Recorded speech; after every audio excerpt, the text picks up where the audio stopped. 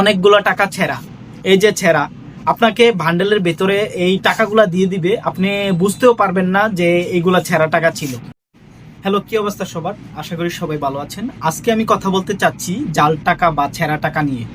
আপনারা অনেকেই আছেন ব্যাংকিং লেনদেন করেন। ব্যাংকিং লেনদেন করার পরে আপনারা ব্যাংকে গিয়ে যখন টাকা তুলেন, তখন দেখা যায় আপনাদেরকে ক্যাশিয়ার ভাঙতি টাকা দিল বা নোটি দিল, একটি বান্ডেল বা দুটি বান্ডেল যত টাকাই তুলেন সেই বান্ডেল অনুযায়ী টাকাগুলা দিল।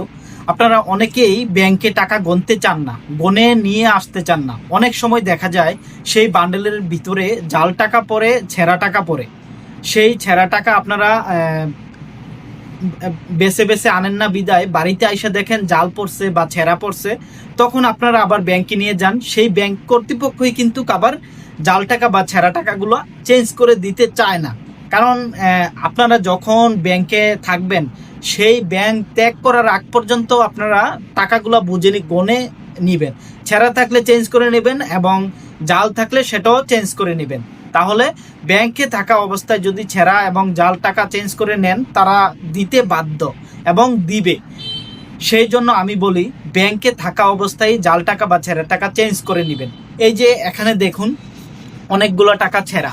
এই যে ছেঁড়া, আপনাকে ভান্ডেলের ভেতরে এই টাকাগুলা দিয়ে দিবে, আপনি বুঝতেও পারবেন না যে এইগুলা ছেঁড়া টাকা ছিল। হ্যাঁ, এই আপনারা গুনে গুনে যখন নিবেন, তখন এই ছেঁড়া টাকাগুলাই আপনাদের চোখে পড়বে এবং আপনারা চেঞ্জ করে নিতে পারবেন। আর যদি আপনারা ব্যাংক থেকে গুনে না নেন, তাহলে আপনাদের চোখেও পড়বে না, আপনারা সেই টাকা আর ফেরতও আনতে পারবেন না। তখন যখন আপনারা ব্যাংকে নিয়ে আসবেন এবং ফেরত চাবেন যে আমাদের এই ছেঁড়া টাকাগুলা চেঞ্জ করে দেন, তখন ব্যাংক কর্তৃপক্ষ আপনাকে কখনোই চেঞ্জ করে দেবে না। অনেক সময় জালও পড়ে, সেই জাল টাকাও আপনাকে চেঞ্জ করে দেবে না। যদি জাল পরে জাল টাকা যদি চেঞ্জ করে দেয়, তাহলে ক্যাশিয়ারের পকেট থেকে দিতে হবে, তাই তারা চেঞ্জ করে দেয় না। আপনারা যত টাকাই ছেঁড়া হোক বা জাল হোক, আপনারা ব্যাংক থেকে চেঞ্জ করে নেবেন। ব্যাংকে থাকা অবস্থায় উত্তোলনের পর ব্যাংকে থাকা অবস্থায় দেখে দেখে গুনে বুঝে তারপর কাউন্টার ত্যাগ করবেন। ধন্যবাদ সবাইকে।